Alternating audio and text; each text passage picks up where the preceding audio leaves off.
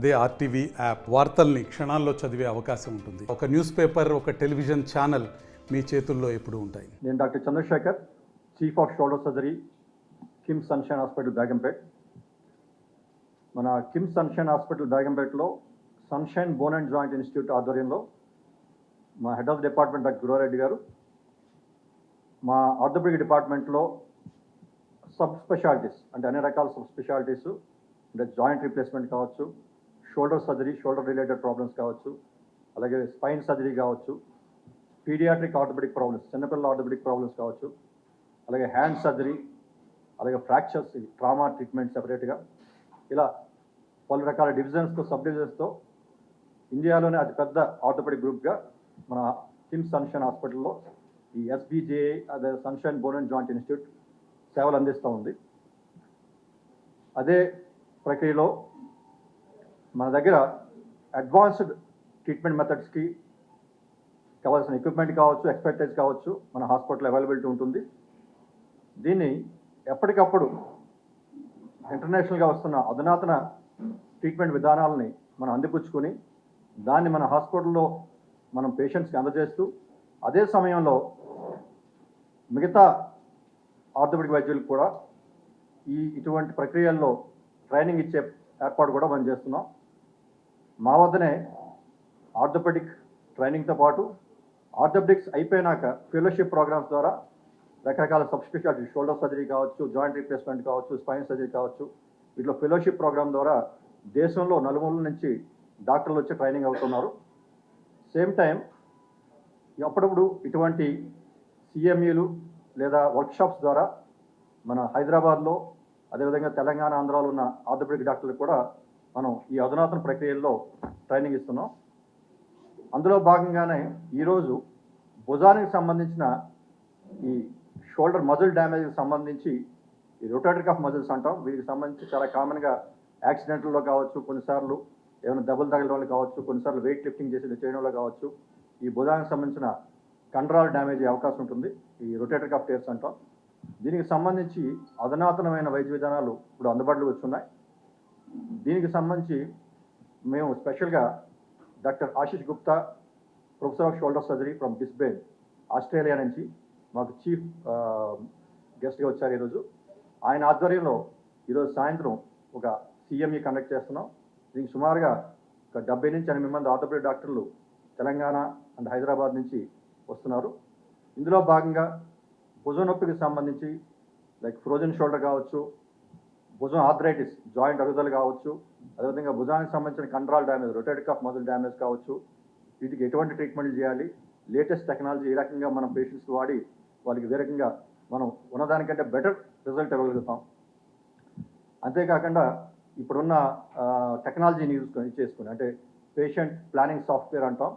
అంటే ఇప్పుడు ఇంతకుముందు మనం ఊరికనే పేషెంట్ని చూసి ఆపరేషన్ చేయడం కంటే పేషెంట్ యొక్క సిటీ స్కాన్ కావచ్చు, పేషెంట్ యొక్క ఎంఆర్ఐ స్కాన్ కావచ్చు, దాన్ని సాఫ్ట్వేర్లో అప్లోడ్ చేసి మనం ఆపరేషన్ కంటే ముందే ఈ ఆపరేషన్ ఏ రకంగా చేయొచ్చు అనే ఆపరేషన్ ప్లానింగ్ సాఫ్ట్వేర్ అంటాం.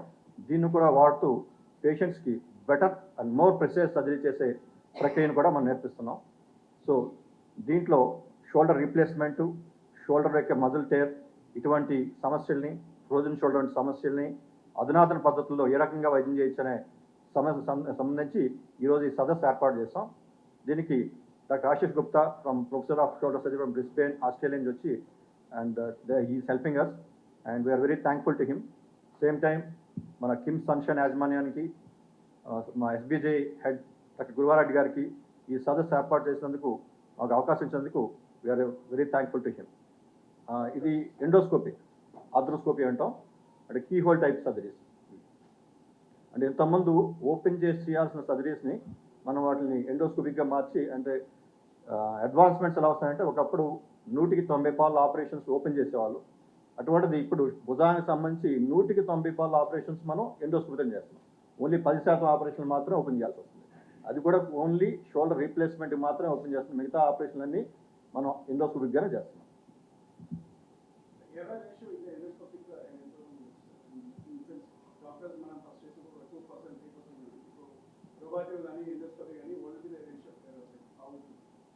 అంటే అర్థం కాలేదు, ఎంతమంది చేస్తున్నారనా? Human errors. హ్యూమన్ ఎర్రర్స్ అనేవి యాక్చువల్గా ట్రైనింగ్ అవసరం. ఎండోస్కోపీ విధానం దేనికైనా కూడా అది పొట్టకి సంబంధించిన ల్యాప్రోస్కోపీ కావచ్చు, జాయింట్స్కి సంబంధించిన ఆర్థ్రోస్కోపీ కావచ్చు, ఈ ఎటువంటి ఎండోస్కోపిక్ సర్జరీకైనా కూడా ట్రైనింగ్ అనేది అవసరం. ఈ ట్రైనింగ్ వచ్చినాక నిజం చెప్పాలంటే ఎండోస్కోపీతో ఎర్రర్స్ చాలా తక్కువ ఉంటాయి ఓపెన్ ఆపరేషన్ కంటే. ఎందుకంటే మనం కెమెరాతో చూసి మ్యాగ్నిఫికేషన్లో చూస్తాం. ప్రతి భాగాన్ని 6 రెట్ల మ్యాగ్నిఫికేషన్లో చూసేటప్పుడు ఆ భాగంలో ఉన్న డ్యామేజ్ని కానీ మనం మిస్ కాం. ఓపెన్ సర్జరీ చేసేటప్పుడు కొన్నిసార్లు మిస్ అయ్యే అవకాశం ఉంటుంది. సో ఎండోస్కోపిక్గా చేసే ఆపరేషన్ ఎప్పుడైనా కూడా బెటర్ ప్రెసిషన్ ఉంటుంది, పేషెంట్కి లెస్ డ్యామేజ్ ఉంటుంది. అంటే మనం జాయింట్ కొయ్యాలంటే మొత్తం ఒక 10 సెంటీమీటర్లు కట్ చేసి ఓపెన్ చేసి మజిల్స్ని కట్ చేసి ఓపెన్ చేయాల్సి వస్తుంది. ఎండోస్కోపీ విధానంలో జస్ట్ ఒక 1/2 సెంటీమీటర్ అంటే 5 మిల్లీమీటర్ చిన్న ఘాటు పెట్టి దాంతో మనం 5 మిల్లీమీటర్ సైజు ఉన్న కెమెరాని జాయింట్లో పెట్టి ట్యూబ్ తీసుకొని రిపేర్ చేస్తాం కనుక పేషెంట్కి డ్యామేజ్ కూడా తక్కువ ఉంటుంది, టిష్యూ డ్యామేజ్ తక్కువ ఉంటుంది. అంటే నార్మల్ స్ట్రక్చర్స్ మనం డ్యామేజ్ చేయకుండా కేవలం డ్యామేజ్ అయిన పార్ట్ని మనం ఐడెంటిఫై చేసి అక్కడే రిపేర్ చేస్తాం కనుక ప్రెసైజ్గా చేయొచ్చు, పేషెంట్కి లెస్ డ్యామేజ్గా చేయొచ్చు, లెస్ పెయిన్ఫుల్గా ఉంటుంది, ఫాస్టర్ రికవరీ ఉంటుంది ఎండోస్కోపీ విధానాల్లో. కానీ దీనికి మీరు అడిగిన ప్రశ్న చాలా కరెక్ట్. అది ట్రైనింగ్ అవసరం. ఆ ట్రైనింగ్ అనేది చాలా ఇంపార్టెంట్. దట్స్ వేర్ మేము ఈ sunshine bone and joint institute అనేది ఇన్స్టిట్యూట్ అంటాం, మేము జస్ట్ హాస్పిటల్ అన్నదాన్ని. ఇన్స్టిట్యూట్ అంటే అర్థం ఏంటంటే it's not only gives treatment but also trains them. So మా దగ్గర ఈ డిఎన్బి అంటారు, డిఎన్బి ఆర్థోపెడిక్స్ అంటారు. అలా ప్రతి సంవత్సరం 12 మంది ఇక్కడ మన దగ్గర ట్రైనింగ్ అవుతారు. దీంతోపాటు జాయింట్ రీప్లేస్మెంట్లో ప్రతి సంవత్సరం 20 మంది ఆర్థోపెడిక్స్ సర్జన్స్ దేశం నుంచి నలుమూల నుంచి ట్రైనింగ్ అవుతారు. అలాగే షోల్డర్ సర్జరీకి సంబంధించి మా దగ్గర ప్రతి సంవత్సరం 8 మంది దేశం నలుమూల నుంచి తమిళనాడు, కర్ణాటక, గుజరాత్, మహారాష్ట్ర ప్లేస్ నుంచి వచ్చి మన దగ్గర ట్రైనింగ్ అవుతారు. సో ఈ ట్రైనింగ్ అనేది చాలా ఇంపార్టెంట్. ట్రైనింగ్ లేకుండా మనం అధునాతనమైన వైద్యం చేయాలని కూడా కరెక్ట్ కాదు.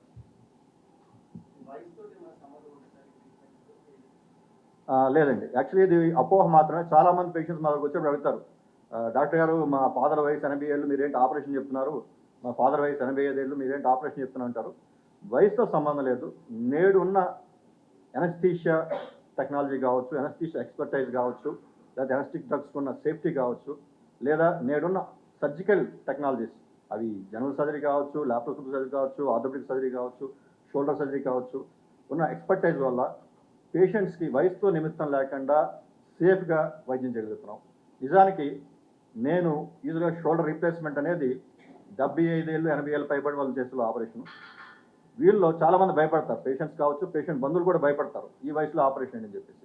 కానీ నొప్పితో తీవ్రంగా బాధపడుతున్న పేషెంట్కి మనం వైద్యం చేయాల్సిందే ఆ నొప్పి తగ్గించడానికి. మన దగ్గర ఉన్న అడ్వాంటేజ్ ఏంటంటే చాలా వరకు 100కి 90-95% ఆపరేషన్ని లోకల్ ఎనస్థీషియాలో చేసేస్తాం. అంటే ఫుల్ ఎనస్థీషియా అక్కర్లా, జనరల్ ఎనస్థీషియా అక్కర్లా. చాలా వరకు రిస్క్ అనేది ఈ షోల్డర్ ఆపరేషన్ లేకపోతే మోకాల ఆపరేషన్ కంటే ఎక్కువ ఎనస్థీషియా వల్ల ఉండే రిస్క్ ఉంటుంది.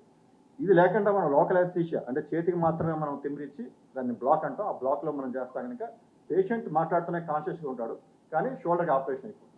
ఇటువంటి అధునాతనమైన ఎనస్థెటిక్ టెక్నాలజీ వాడడం వల్ల పేషెంట్కి ఎటువంటి రిస్క్ ఉండదు దీంట్లో. సో పేషెంట్ మాట్లాడుతుంటాడు, కాన్షియస్గా ఉంటాడు, త్రూఅవుట్ ద సర్జరీ మాట్లాడుతుంటాడు, కానీ పేషెంట్కి భుజంలో పెయిన్ తెలియదు. సో ఎనస్థీషియా రిస్క్ అనేది మనం తగ్గించేస్తున్నాం. ఆపరేషన్ వైజ్ కూడా ఇప్పుడున్న ఎక్విప్మెంట్ కావచ్చు, ఇప్పుడున్న మేము వాడే ఇంప్లాంట్స్ కావచ్చు, లోపల వేసే జాయింట్స్ కావచ్చు, వాడే యాంకర్స్ లేకపోతే ఇతరత్ర స్క్రూలు కావచ్చు, అవన్నీ చాలా అడ్వాన్స్ అయి ఉన్నాయి. 25 ఏళ్ళతో పోలిస్తే ఇప్పుడు నేను షోల్డర్ సర్జరీ 2007లో స్టార్ట్ చేశాను. అంటే 15 ఏళ్ళు 20 ఏళ్ళ కాలంలో షోల్డర్ సర్జరీ ఎంతో అడ్వాన్స్ అయింది. సో పేషెంట్కి చాలా సేఫ్టీ ఎక్కువ ఉంది, రిజల్ట్ కూడా బెటర్గా ఉంది. ఒకప్పుడు 20 ఏళ్ళ క్రితం షోల్డర్ ఆపరేషన్ చేస్తే షోల్డర్ బిగిసిపోద్ది, మూమెంట్స్ రావాలని ఒక అపప్రద ఉండేది. ఇప్పుడు ఉన్న అడ్వాన్స్మెంట్స్ అండ్ ఈ అడ్వాన్స్మెంట్స్ అనేవి కూడా చాలా వేగంగా వస్తున్నాయి. ఎవ్రీ 2 ఇయర్స్కి కొత్త టెక్నాలజీ వస్తుంది. అండ్ ఈ technology beneficial to the patient యాక్చువల్గా.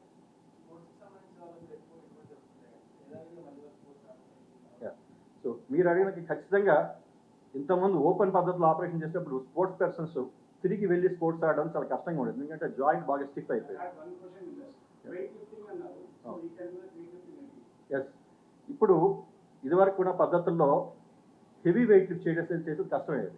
ఇప్పుడున్న లేటెస్ట్ టెక్నాలజీ ట్రీట్మెంట్లో ఈవెన్ వెయిట్ లిఫ్టింగ్ చేయగలుగుతున్నారు వాళ్ళంతా. సో ఇది నేను ఏదంటే క్రమక్రమంగా వచ్చే అడ్వాన్స్మెంట్స్ పబ్లిక్ తెలియాలి. ఇంతకుముందు కాలంలో లాగా భుజానికి ఆపరేషన్ చేసి భుజం బిగిసిపోతుందనో, లేకపోతే 80 ఏళ్ళ వయసు దాటితే ఆపరేషన్ చేసుకుంటే ప్రాణానికి ప్రమాదం అని చెప్పో ఇటువంటి అపోహలు పబ్లిక్లో పోగొట్టుకెళ్ళాలి. దానికోసం ఈ ప్రెస్ మీట్ పెట్టాను. నా వరకు నా అనుభవంలో నేను చేసిన హైయెస్ట్ ఏజ్ 87 ఏళ్ళ వ్యక్తికి నేను షోల్డర్ రీప్లేస్మెంట్ చేశాను. Shoulder replacement major operation. కానీ వాళ్ళ సన్ ఈ లివ్స్ ఇన్ లండన్. ఆయన అర్థం చేస్తున్నాడు, నా ఫాదర్కి ఫ్రాక్చర్ అయింది, పెయిన్ ఉంది, ఆయన ట్రీట్మెంట్ చేయించుకోవాలి, నేను నా ఫాదర్ని వదిలేయలేనని చెప్పి డెసిషన్ తీసుకొని డాక్టర్ మీరు చేయండి అని యాక్సెప్ట్ చేశాడు. నేను హైయెస్ట్ ఏజ్ 87 years నేను చేసింది. సో చక్కగా ఉన్నాడు ఆయన, రికవరీ అయ్యాడు, మళ్ళీ తిరిగి లండన్ కూడా వెళ్ళాడు ఆయన. సో ఈ వయసు అనేది ఒక నెంబర్ మాత్రమే. Patient fitness important. ఆయనకి ఏమైనా హార్ట్ ప్రాబ్లమ్స్ ఉన్నాయా, ఇంకేమైనా న్యూరలాజికల్ ప్రాబ్లమ్స్ ఉన్నాయా, మిగతా హెల్త్ ఇష్యూస్ ఏమున్నాయా, సీరియస్ హెల్త్ ఇష్యూస్ ఉన్నాయా, ఆ సర్జరీ వల్ల వేద తెచ్చుకుంటుందా, ఇది అనేది చూసుకోవాలి. అంతే తప్ప వయసు 60 ఏళ్ళు 70 ఏళ్ళు 80 ఏళ్ళు అనేది ప్రశ్న కాదు. నిజానికి షోల్డర్ ప్రాబ్లమ్స్ ఎక్కువగా వచ్చేది 60 ఏళ్ళు పైబడిన వాళ్ళకి వస్తాయి. ఈ ఖర్చు అనేది మనం చేసే ఆపరేషన్ బట్టి ఉంటుంది. షోల్డర్ రీప్లేస్మెంట్ అనేది కాస్ట్లీ ఆపరేషను. ముఖ్యంగా షోల్డర్ జాయింట్ ఏదైతే మనం వేస్తామో అది కొంచెం కాస్ట్లీ ఉంటుంది. నీ రీప్లేస్మెంట్, హిప్ రీప్లేస్మెంట్ కంటే కాస్ట్లీ ఉంటుంది. సో సాధారణంగా షోల్డర్ రీప్లేస్మెంట్ అనేది 4 లక్షలు దాటి ఉంటుంది కాస్ట్. ఎండోస్కోపీలో ఆర్థోస్కోపీలో చేసే విధానంలో 1,50,000 నుంచి 2 లక్షలు 2.5 లక్షల్లో అయ్యే ఆపరేషన్లు ఉంటాయి. సో అన్ని ఆపరేషన్లు ఒకే రేట్లో ఉండవు. బట్ షోల్డర్ రీప్లేస్మెంట్ అనేది మాత్రం కొద్దిగా, ఎందుకంటే ఆ షోల్డర్ జాయింట్ ఏదైతే ఉందో అది ఓన్లీ ఇంపోర్ట్ దొరుకుతుంది మనకి. ఇప్పుడు భవిష్యత్తులో ఇండియాలో కూడా షోల్డర్ జాయింట్స్ మ్యానుఫ్యాక్చరింగ్ అయితే ప్రాబ్లీ కాస్ట్ తగ్గే అవకాశం ఉంటుంది. ఇప్పుడున్న పరిస్థితుల్లో అయితే షోల్డర్ రీప్లేస్మెంట్ అనేది సుమారుగా 4 లక్షల దాకా అయ్యే అవకాశం ఉంటుంది. అంటే నీ రీప్లేస్మెంట్ 2 లక్షలు అయితే షోల్డర్ రీప్లేస్మెంట్ దానికి కొద్దిగా డబుల్ అవుతుంది.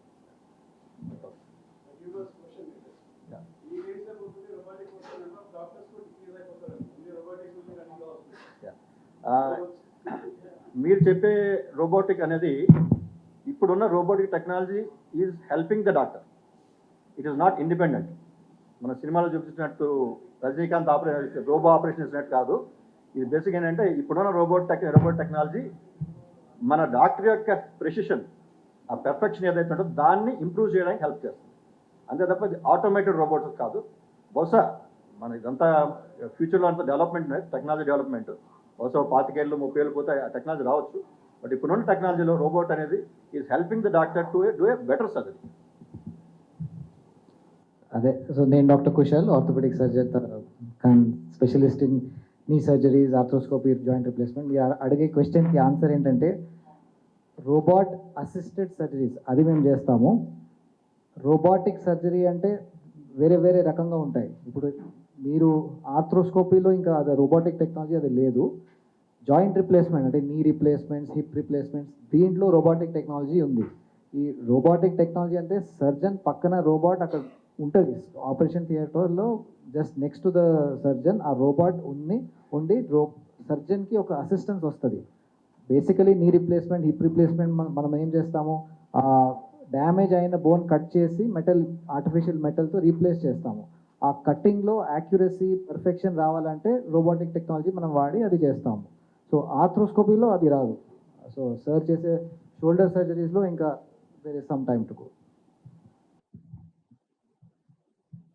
అంటే ఇవన్నీ ఈ ఎండోస్కోపిక్ టెక్నాలజీ కావచ్చు, రోబోటిక్ టెక్నాలజీ కావచ్చు, లేదా కంప్యూటర్ నావిగేషన్ కావచ్చు, ఇవన్నీ ఏంటంటే ఇప్పుడున్న టెక్నాలజీని మెడికల్ ట్రీట్మెంట్లో వాడే పద్ధతి.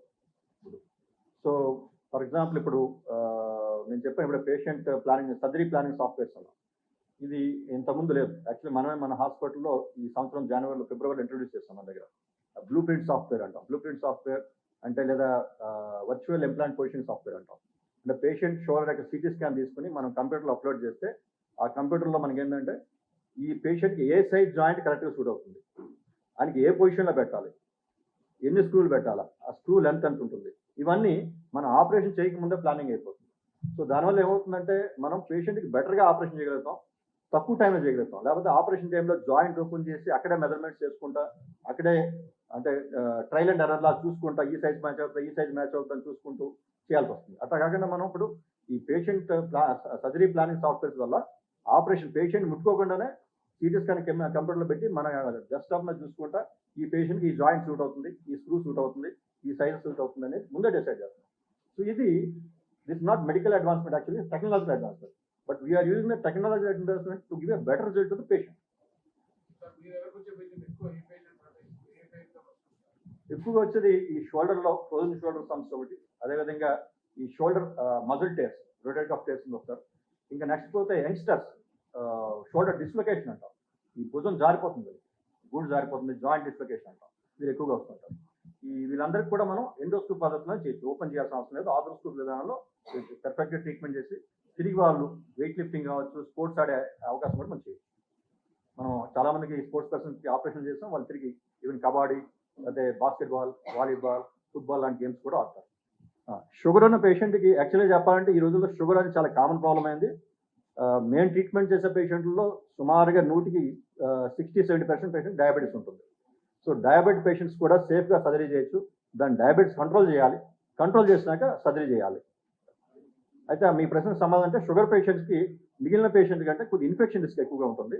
బట్ ఇప్పుడున్న షుగర్ కంట్రోల్ మెథడ్స్ కావచ్చు, ఇప్పుడు మనం వాడే యాంటీబయాటిక్స్ కావచ్చు, లేదా మనం ఒక ఆపరేషన్ థియేటర్కి స్టెరిలిటీ కావచ్చు, మనం వాడే ఎక్విప్మెంట్ కావచ్చు, వీటి వల్ల షుగర్ పేషెంట్ కూడా చాలా సేఫ్గా ఈరోజు ఆపరేషన్ చేయొచ్చు. ముఖ్యంగా ఈ ఆర్థోస్కోపీ విధానంలో అంటే మినిమల్లీ ఇన్వేజివ్ అంటాం, జాయింట్ ఓపెన్ చేయం కనుక దీంట్లో ఇన్ఫెక్షన్ రిస్క్ చాలా తక్కువగా ఉంటుంది. సో డయాబెటిక్ పేషెంట్లో ఆర్థోస్కోపీ విధానంలో బెటర్ రిజల్ట్స్ ఉంటాయి వాళ్ళు. మరిన్ని వీడియోస్ కోసం ఛానల్ ని సబ్స్క్రైబ్ చేయండి, లేటెస్ట్ అప్డేట్స్ కోసం వాట్సాప్ ఛానల్ ని ఫాలో చేయండి అండ్ లింక్ డిస్క్రిప్షన్ లో ఉంది.